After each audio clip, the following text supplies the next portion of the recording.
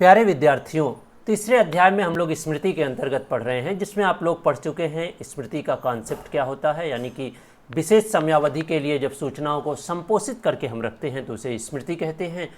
उसके साथ ही साथ आपने इसकी डिफिनेशन पढ़ा, स्मृति की परिभाषाएं कुछ मनोवैज्ञानिकों द्वारा, और स्मृति की क्या प्रक्रिया है या क्या प्रोसेस है, किस तरह से हमारी स्मृति संचित होती है, किस तरह से हम उसका प्रत्याह्वान करते हैं। ये सारी चीज़ें आप लोग पढ़ चुके हैं। आज के वीडियो व्याख्यान में हम लोग देखेंगे कि स्मृति के प्रकार कितने हैं।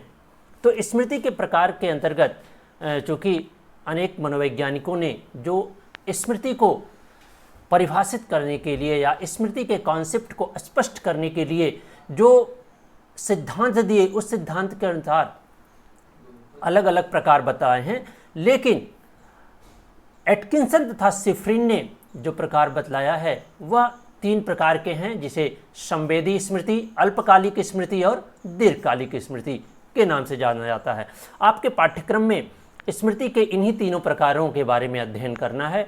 तो हम लोग देखते हैं कि जो सबसे पहली स्मृति, जिसे संवेदी स्मृति कहते हैं, सेंसरी मेमोरी, जो कि सबसे पहले हमारे ज़हन में आती है, वह सूचनाओं का संचयन कुछ सेकंड के लिए करती है। यानी कि बहुत अल्प समय के लिए यह सूचनाओं का संचयन करती है। यानी कि जो भी चेतन स्तर पर होता है वह सब सेंसरी मेमोरी के अंतर्गत रखा जाता है। इसकी जो क्षमता होती है, जो भंडारण की क्षमता होती है, वह असीमित होती है। यानी कि कितनी भी अधिक चीज़ें हों एक साथ वह संचित कर सकती है, लेकिन जो इनकी संचयन की अवधि होती है वह एकदम कम होती है, कुछ ही सेकंडों के लिए होती है।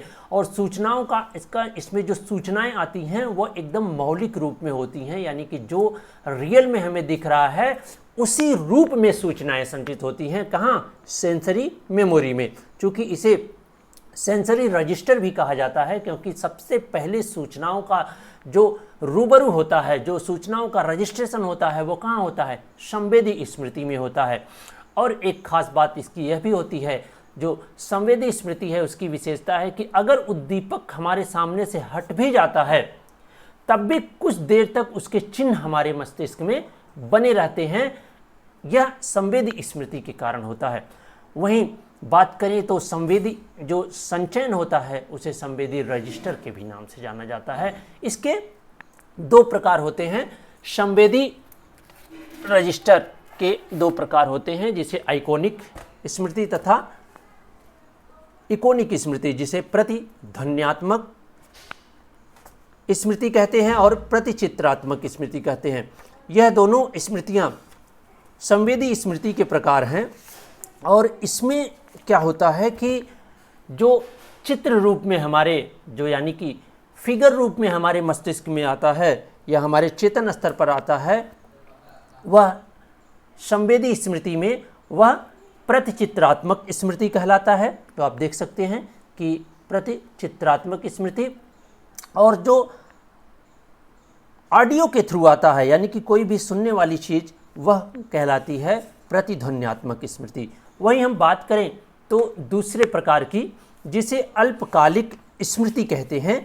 अल्पकालिक स्मृति जो कि बहुत ही महत्वपूर्ण है, यानी कि सेंसरी मेमोरी में जिन सूचनाओं पर हम विशेष रूप से ध्यान दे पाते हैं, यानी कि जिन चीज़ों पर हम ध्यान देते हैं वह हमारे शॉर्ट टर्म मेमोरी में आती है, लघुकालिक स्मृति में आती है, अल्पकालिक स्मृति में आती है।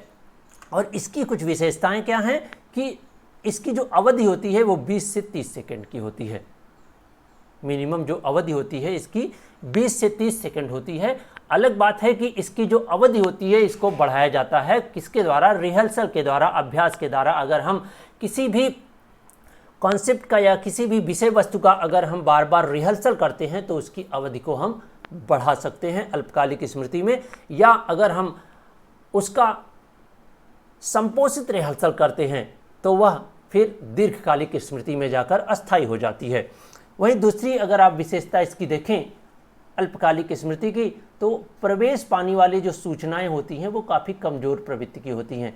कमज़ोर प्रवृत्ति की इसलिए होती हैं कि जिन सूचनाओं को हम अल्पकालिक स्मृति में लाते हैं वह बहुत अल्प समय के लिए यहाँ होती हैं। अगर हम उसका पुनः रिहर्सल करते हैं तब वह यहाँ पर बनी रहती हैं, अन्यथा वह 20 से 30 सेकेंड या अधिक से अधिक 1 मिनट में यहाँ से फिर विलुप्त हो जाती हैं। अल्पकालिक स्मृति की जो क्षमता होती है वह बहुत सीमित होती है, बहुत कम सूचनाएं इसमें आ सकती हैं, और जो सूचनाएं कितनी आ सकती हैं इस पर भी मनोवैज्ञानिकों ने अध्ययन किया है, जिसमें मिलर का नाम सबसे पहले आता है।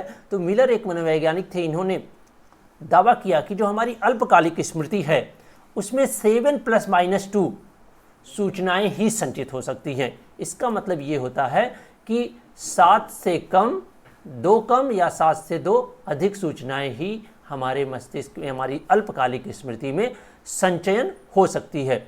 विलियम जेम्स ने, चूँकि विलियम जेम्स ने भी स्मृति के कॉन्सेप्ट को स्पष्ट करने के लिए सिद्धांत दिया, तो उन्होंने इसे प्राथमिक स्मृति कहा, अल्पकालिक स्मृति को प्राइमरी मेमोरी कहा, और अल्पकालिक स्मृति को कई नामों से भी जाना जाता है, जैसे सक्रिय स्मृति, कार्यकारी स्मृति यानी वर्किंग मेमोरी, तात्कालिक मेमोरी, लघुकालिक मेमोरी, जिसमें आजकल जो वर्किंग मेमोरी है यानी कि कार्यकारी स्मृति है, जिसे सक्रिय स्मृति भी कह सकते हैं, यह अत्यंत ही महत्वपूर्ण माना जाता है, क्योंकि यह वर्क मेज माना जा रहा है आज के समय में, जो शॉर्ट टर्म मेमोरी का एक ही पार्ट होता है, यानी अल्पकालिक स्मृति। और इसकी जो संचयन क्षमता सूचनाओं को केवल संचित ही नहीं करती, कार्यकारी स्मृति, वह उसमें संसाधित करती है, उसमें वर्क करती है। और ये जो कॉन्सेप्ट दिया, वर्किंग मेमोरी का कॉन्सेप्ट दिया है एलान वेंडली ने। और इसकी एक और ख़ास विशेषता है वर्किंग मेमोरी की, वह यह है कि यह स्मृति एक तरह के का जो मानसिक वर्क बेंच होता है, यानी कि कार्यकारिणी मेज कह सकते हैं आप, कि जहाँ पर हम सूचनाओं को जोड़ तोड़ करते हैं, उसमें अपने मैनिपुलेशन करते हैं, उस पर कार्य करते हैं, तो वहाँ पर ये वर्किंग मेमोरी होती है, जो कि एक बहुत ही महत्वपूर्ण पार्ट है, जो अल्पकालीन स्मृति के अंतर्गत इसको रखा जा सकता है। वहीं अगर हम बात करें तो जो दीर्घकालिक स्मृति है, तो दीर्घकालिक स्मृति की संचयन जो क्षमता होती है, अवधि होती है, वह 30 सेकेंड से लेकर जीवन पर्यंत हो सकती है। यानी कि अगर हम सूचनाओं का जो है बार बार रिहर्सल करते हैं तो वह सूचनाएं क्या होती है, हमारे दीर्घकालिक स्मृति में अस्थायी हो जाती है और जीवन पर्यंत वो सेव हो जाती है।